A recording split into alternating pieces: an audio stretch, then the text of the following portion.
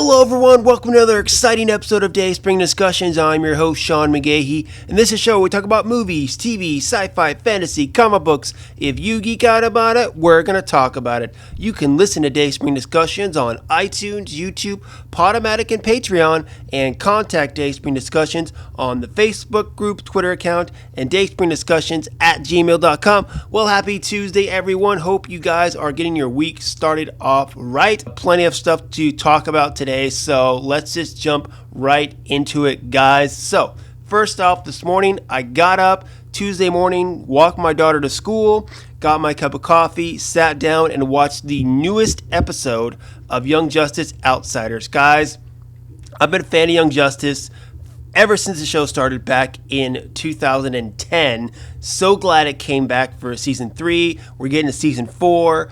Season 3, Outsiders, is winding down. I've enjoyed it. There's some parts I haven't loved, but of course, as we come to the crescendo of the season, things are starting to speed up a little bit. This episode I really enjoyed, mainly because we have the original team, which is now 5 of them rather than 6, because we're missing Wally. Saw them all grown up, come together, and go on a mission like they used to back in the day. It's just nice seeing them matured and, from where they started. And you get a little flashback, sort of, as far as where they came from when they were first forming as a team. But I don't want to spoil it for. Needless to say, next week is the last week for the season. They've been dropping like one episode a week for a while now. But the last 3 episodes, they're going to drop all at once next Tuesday, so I will probably do some kind of season wrap-up to go along with it. I love to get my buddy Jaime, who I know watches the show, on here so we can talk about it as well. Talk about it kind of like a movie discussion, only we're talking about the whole season. I love to do that, but anyway, the new episode's up, and like I said, my main thing I loved about it was seeing the original team together. Kind of a highlight for me, but if you're watching Young Justice, of course, fire back on the social media groups and Gmail account. Let me know what you think about Outsiders. All right, and sticking with DC, I guess, DC Universe also put out a little teaser or behind-the-scenes look at their next upcoming animated project, Harley Quinn. Now, we still don't have an idea when it might premiere. Now, I'm on IMDb, and it says October 2019, but the teaser we got just said coming soon. The behind-the-scenes look saw, the voices behind it. Of course, you got Kaylee Cuoco from Big Bang Theory is doing Harley Quinn in this. You also have Lake Bell as Poison Ivy. You've got, who else? Alan Tudyk as the Joker, as well as several other voices, just kind of a star-studded cast. Vanessa Marshall, who voices Hera on Star Wars Rebels, among many other voices. She's going to be doing Wonder Woman or Princess Diana. But it looks interesting. I was thinking, a while ago, whether or not I was going to let my 6-year-old daughter watch this. I know they said it was going to be mature content, but I'm not the type of parent where I try to shield my child from everything, I watch movies where, she probably shouldn't sometimes, but, she sits there and watches a little of them anyway. Kind of depends on what they are. But anyway, with this preview, you got a lot more look as far as the feel of it with the violence and the language, and I gotta say, I probably won't let her watch it. There's stuff that I will let her watch because I know what it is and I know it's not that bad. This probably just teeters over the edge of what I would let her watch. She likes Harley Quinn, so it's going to be hard to watch it without letting her, butt in. But, it looks interesting. I'm definitely going to check it out, but I will not let my daughter watch it. All right, so now let me get into the main stories that I have planned for today. First off, last show, I talked about the Krypton Season 2 finale. I've been watching Krypton since it started. I enjoy it as a Superman fan. I think it's one of those prequel series that is better than some of the others, namely Gotham. But it was announced the day after the Season 2 finale that SyFy is canceling the Superman prequel series. Little disappointed in this. Now, reports say from Deadline that Warner Horizon is already looking to bring this series to another network, possibly the DC Universe or their upcoming HBO Max. you can watch the first season of Krypton actually on DC Universe, which is cool. And honestly, I would say that's probably a good place to put it. Throw it into one of those DC original series like Titans and Doom Patrol. I think it would fit pretty well there. I enjoyed the season finale of Krypton. Obviously, go back to the last episode. You can hear my thoughts and my reviews on it. So I was a little disappointed to hear that it had been canceled, given the fact that they only got 2 seasons and the way they ended it so well in the season 2 finale. One of the creators or producers or whatever put out a little paper or synopsis of kind of what they were going to do with as far as season 3, and it was going to take place on Earth, and Brainiac will have raised baby Jor-El, where he would be kind of, a Superman type character, but evil on Earth. I'm not sure if I really like that, but in any event, Krypton has been canceled, and I can see, it didn't pull in a lot of viewers according to their numbers, and with the way the look and the production is, I can see how it's probably a decently expensive show to produce. I mean, nowhere near what like Game of Thrones was, but I can see for a sci-fi show, it being a little more expensive than what they're used to. The way they did Doomsday, the way he looked, I thought was great, but of course it couldn't have been cheap. So I get it. I don't like it, but I get it. I'm hoping it gets picked up by another network is my hope, but we'll wait and see about that, guys. But you guys fire back, of course. Let me know what you think about the season 2 finale of Krypton. If you think the show should be saved. And, of course, if you haven't watched Krypton before, hit me up and I'll tell you why you should watch it.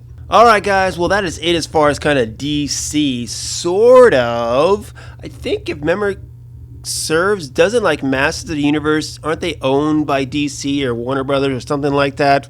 I don't know, but anyway, my next story here, Kevin Smith, the lovely, whimsical filmmaker who brought us such greats as Jay and Silent Bob, Clerks, Mallrats, one of my personal favorites, Chasing Amy, Dogma, and then he's done recent like some horror stuff, funny horror stuff recently. Anyway, it was announced that the filmmaker is going to be producing a sequel series to the original He-Man and Masters of the Universe 1982 animated series. So this one's going to be called Masters of the Universe Revelation, and it's going to be an anime style cartoon done by the guys who did Netflix's Castlevania, and it's going to be on Netflix. So according to the Hollywood Reporter, a quote, "It's a radical return to Eternia. Revelations is a direct sequel series to the classic era of Masters of the Universe, featuring fan favorites He-Man, Orko, Cringer, and Man-at-Arms. The story pits our heroic warriors and guardians of Castle Grayskull against Skeletor, Evil-Lyn, Beastman, and the vile legions of Snake Mountain. But after a ferocious final battle, forever fractures Eternia, it's up to Teela to solve the mystery of the missing Sword of Power in a race against time to prevent the end of the universe. Her journey will uncover the secrets of Grayskull at last. This is the epic He-Man and the Masters Universe saga fans have waited 35 years to see." Now, Smith has gone on Twitter to talk about this a little bit, basically how he feels so lucky to do this and how it's a responsibility as a fan of the franchise himself. He doesn't take lightly, he wants to get right, and he's hoping that fans will enjoy what he will produce. I myself, of course, I grew up in the 80s. He-Man, I know all about my He-Man, okay? He-Man Masters of the Universe, probably one of my favorite cartoons as a kid. However, it is one of those cartoons that when you go back and watch years later as an adult, doesn't really seem as entertaining. I mean, there are some animated series that you can go back and watch, like mainly the superhero stuff, like Batman the Animated Series or X-Men the Animated Series. There are some shows that I enjoyed as a kid that I just can't get enjoyment out of. I mean, there are some parts like early episodes of Teenage Mutant Ninja Turtles, the animated series, that I think I can still watch. Later episodes, not so much. My favorite animated cartoon when I was a kid was Thundercats. I've gone back and tried to rewatch that, and not so much. No, I can't really take it too seriously, even though another one of my favorites, Captain Planet. Again, can't watch too much. But anyway, there are those animated cartoons that are so good, you can enjoy them both as an adult and as a child. He-Man and the Masters Universe, not one of them, but it's got a great story, great mythology, and people have been looking to crack the nut of the Masters Universe film for a long time. For many years now, there have been many scripts, many directors attached, people trying to get a film going. Allegedly, we're going to get one, I think it's 2021, is when they're looking to get something going. Put that aside, Kevin Smith, of course, a renowned filmmaker in the geek culture for being a big geek himself. Now, as far as his producing and filmmaking abilities, I think he does have the ability to make good stuff when he focuses on it. His recent horror stuff that he's done to try to step outside the genre, I'm not a big fan of. I liked, Dogma, Chasing Amy. I think those are classic examples of him putting together a good story that is solid and deep, which is something I know he has the ability to do. Now, he's going to bring Jay and Silent Bob back in a film coming out, I think it's this year or so, or maybe next year. I forget what it is, but not a big fan of bringing that material back. I think he's grown beyond that. A filmmaker should grow, and I think he's done that. I think he's ready to step out of even the horror genre that he's been doing, really, and step into something like this, where he can take that talent of writing and filmmaking and, produce something a little more serious and a little more epic, I think, is what it comes down to. So, I'm looking forward to this. Again, as a fan of He-Man and the Masters of the Universe as a kid, knowing how great the mythology is, and what Kevin Smith could do if he gives it his all, I think it's something really, really great. Of course, it's going to be on Netflix. Now, Netflix, of course, already has the She-Ra and the Princesses of Power, which is an offshoot, reboot, whatever you want to call it, of the He-Man spinoff back in the day, She-Ra, the Princess of Power.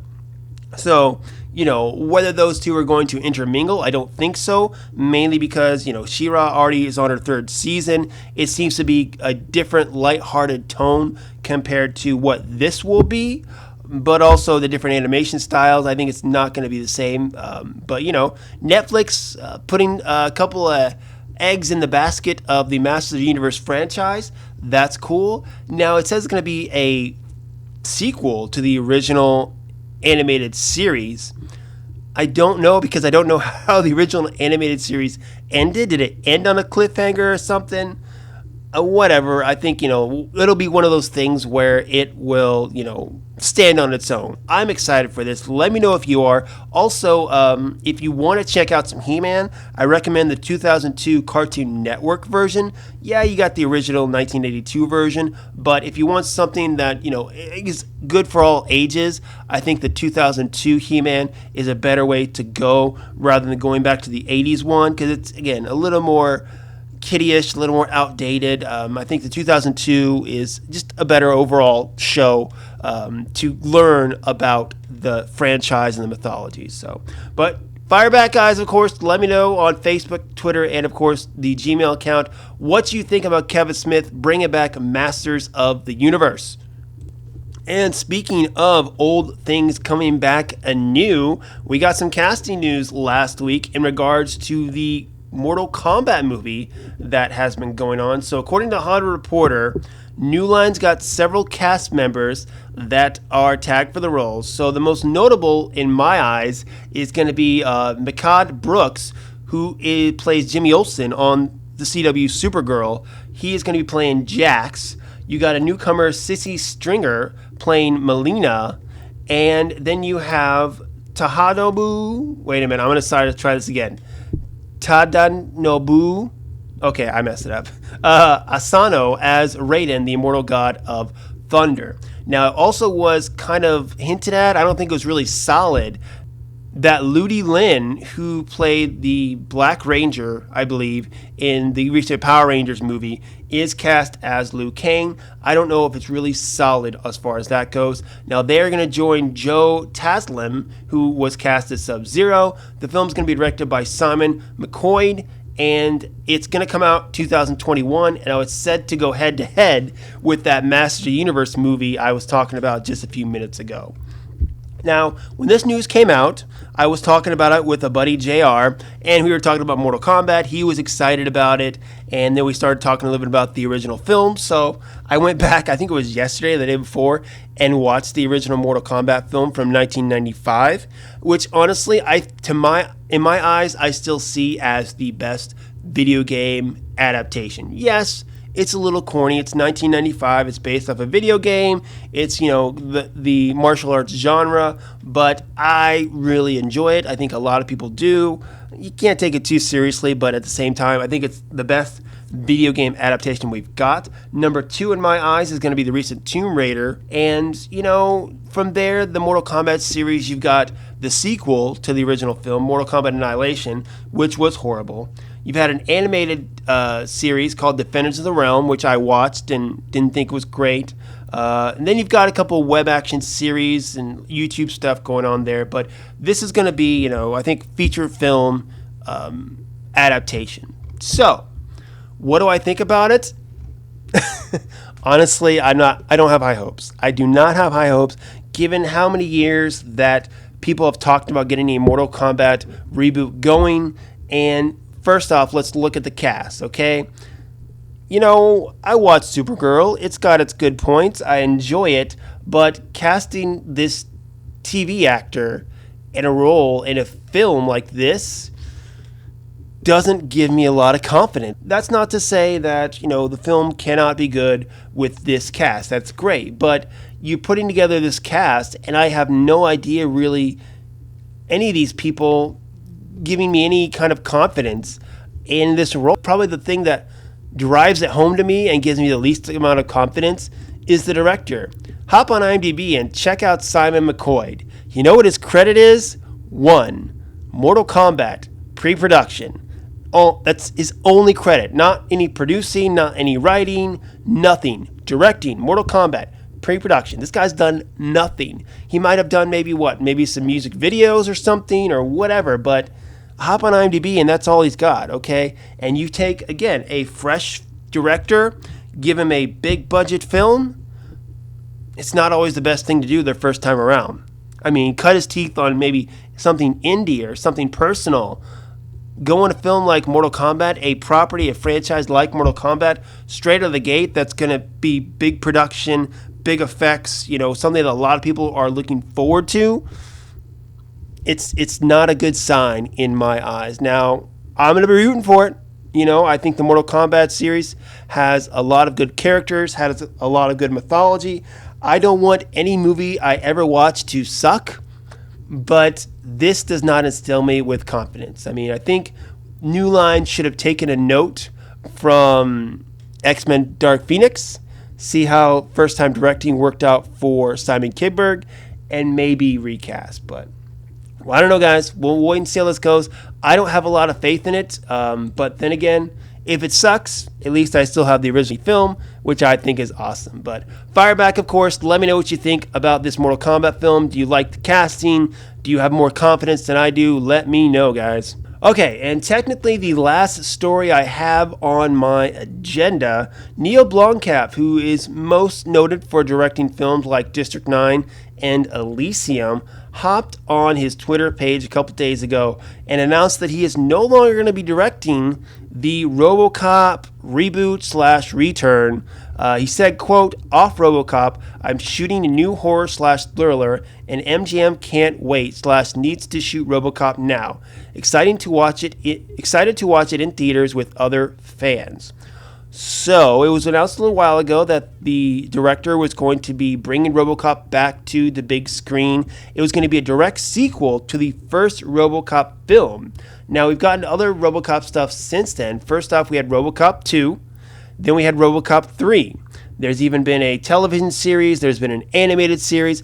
And most recently, a 2014 reboot, which I actually enjoyed.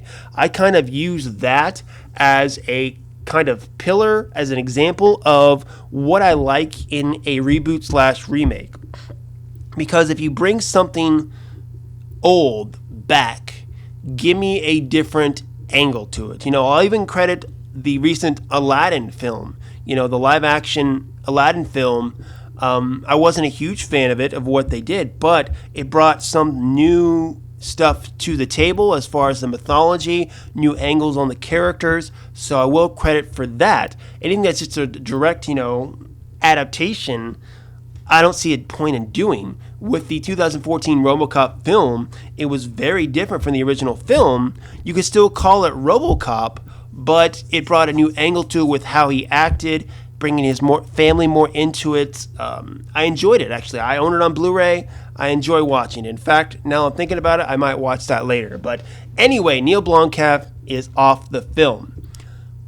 Let's take a step back here and look at Neill Blomkamp's past. Okay, District 9 he came out with and was a pretty big success. People really enjoyed it, especially the fact that it was such a well done film on such a lower budget. And it kind of showed a lot of people that you can do a good sci-fi film with decent effects for a very low budget. So, next up you had Elysium with Matt Damon, and I think it was Jodie Foster was in that too, right? She was in that. Not very well received. Honestly, I never watched it, so I can't really say anything about it. Then you had Chappie, which I saw, and again, not a lot of people liked. And from there, I don't think he's really directed anything else. He was attached to the Alien film for a while until they pretty much canceled that. So when you look at major motion pictures, he's 1 out of 3. He's shown he can do good stuff. He's shown he can do bad stuff. The fact that he says, oh, I'm working on something else and MGM wants to push this through. Okay, I call bullshit. I call bullshit, okay? I think what happened is, there could be the infamous creative differences that happened with it. Could be something where MGM decided they don't want to go with Neill Blomkamp because they feel like he might not be the right person for the job. This whole pushing my other film through and they want to get Robocop going, I don't buy it at all, actually. Mainly because Robocop is the kind of film that could have really helped Blomkamp's reputation, which isn't that high these days. So that would have helped him out if he would have done a good job on it. I think it's more likely that MGM didn't have a lot of faith in him and decided to, change their minds about hiring him. Now, again, I liked District 9. I thought it was a great film. Didn't see Elysium. Chappie, it was, to me, more of a worse Short Circuit update I'd ever seen. But if you know what Short Circuit is, congratulations, guys. You're on my cool list. But anyway, he's off it. What are they going to do now? I don't know. Maybe they'll announce a director soon. We'll just have to wait and see about that. But in any event, I don't buy the story. I think he was intentionally kicked off it, but that's just me and my point of view and me speculating, of course. I could be wrong. Chances are I am wrong, but either way, let me know what you think about it. First off, do you buy Neill Blomkamp, the way he says he's no longer on the project? Number 2, do you think he was the right person to do Robocop? And of course, number 3, are you excited to see a new Robocop that soon to where you feel like the studio couldn't have waited or Neill Blomkamp couldn't have put his other film aside to do it? But fire back, of course, on Facebook, Twitter, and dayspringdiscussing@gmail.com. I want to know what you think. Okay, guys, that covers kind of my main topics, the stuff I want to talk about for today. But I want to briefly, as I possibly can, talk about, of course, the big rumor that came out last week, which is allegedly Disney Plus is in talks with Ewan McGregor to have an Obi-Wan series on the streaming network. Now, I put this up on my regular Facebook page, and I think my regular Twitter page, not on Dayspring Discussions, because it's one of those things, okay? So for years now, there have been rumors that Obi-Wan, we're going to get some kind of movie or streaming service, TV series, whatever. They've always been rumors, though, because Ewan McGregor has been asked this question probably every goddamn interview for the last 5 years. And he always says, yeah, I'll do it, but nobody's talked to me about it, So this rumor started going around last week, and I thought it was just another one of those rumors. But then the 3 big trades picked it up: Hollywood Reporter, Variety, and Deadline, and they kind of ran with it. Now, normally I'd dismiss it. But because those three sources, probably the three most reliable sources in the industry, are going with it, I posted it up. So I was at Baskin Robbins the other day, Star Wars shirt on, and the Baskin Robbins guy mentioned to me about Ewan McGregor doing the Disney Plus series. So, since random guys at ice cream shops are talking to me about it, I figured it was my duty just to briefly talk about it here. And all I can say is, of course, I'm on board for it. Of course. Obi-Wan, through the prequels and especially Clone Wars, has become my second favorite character in the Star Wars franchise next to Luke Skywalker. So, of course, I am on board for it. But do I actually believe this is happening, or is it just another one of those rumors that have been flying around for years? So there was the idea, I know, when Solo was coming out, they were looking to get an Obi-Wan film, rumored to get an Obi-Wan film going as one of their Solo films. And when it didn't live up to what it was supposed to, Disney and Lucasfilm decided to kind of change directions, I think, as far as the Star Wars films. Rumor has it the Obi-Wan film was put aside, thrown out, whatever. Now Disney Plus, of course, trying to get as much content as they can to get people on board to subscribe. This is one of those rumors going out there that they're talking to Obi-Wan, or talking to Ewan McGregor, and bring him on an Obi-Wan series. So do I believe it? I believe there have been many talks these last couple years with Ewan McGregor at Lucasfilm, at Disney, about some kind of Obi-Wan project going on. Whether this is real or not, I think there's some kind of hint to it being real. Whether it will happen, I don't know. Honestly, after all these years of hoping it will happen and wanting it to happen, I mean, I thought in 2017 the big announcement was going to be Ewan McGregor in an Obi-Wan film or series of some kind. Of course, I was let down by that, but we keep waiting for it.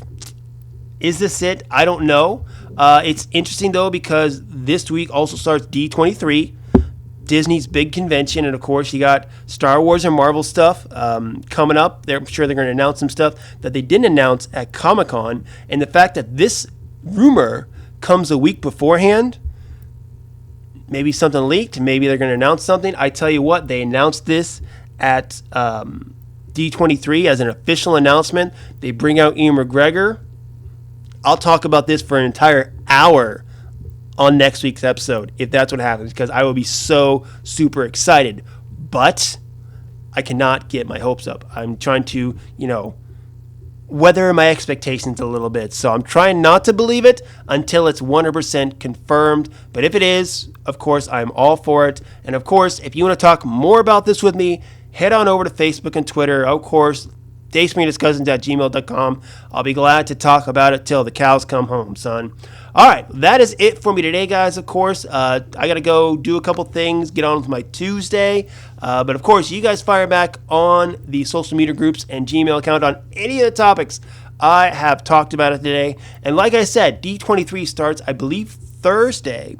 So hopefully this weekend we'll be getting some good Star Wars and Marvel news going on there. I mean, rumor has it that Kevin Feige had more in store as far as announcement in the MCU than in what he gave at San Diego Comic-Con last month. And I'm sure there's some more Star Wars stuff to come.